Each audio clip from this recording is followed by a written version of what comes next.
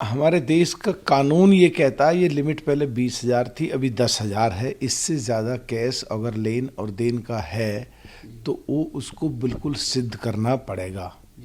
तो केवल rule 6DD bracket E में 10,000 से ज़्यादा, यानी कि उसमें बड़ी संख्या हो सकती है, केवल अलाउड है।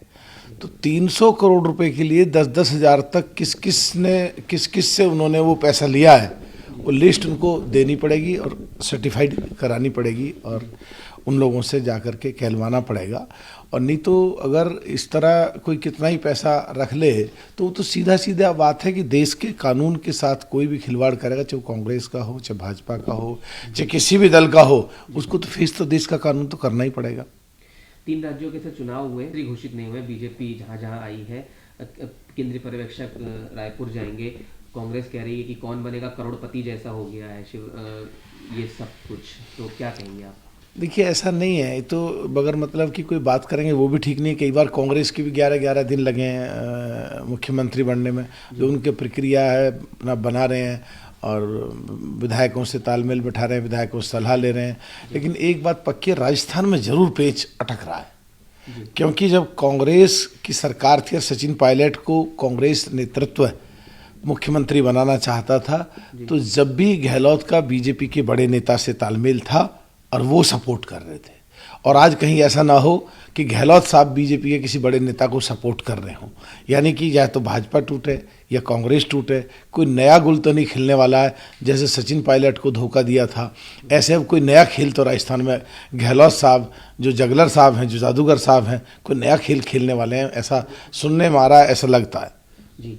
क्योंकि 3 राज्यों के चुनाव, 4 के अभी एक बार फिर से मांग उठ रही है कि ये ईवीएम को लेकर इलेक्ट्रॉनिक जरिए से ना हो। अब अखिलेश यादव भी बोल चुके हैं, वो कह रहे हैं कि जब अमेरिका की जीन्स हम फॉलो करते हैं तो बैलेट पेपर क्यों नहीं फॉलो करते हैं? देखिए, जहाँ तक बात है हमारी, हम पिछले कई चुनावों से ईवीएम की मांग करते रहे हैं। आज भी हमारी ईवीएम से चुनाव ना हो, बैलेट पेपर से चुनाव हो, हम मांग करते रहे हैं, आज भी हम मांग करते हैं।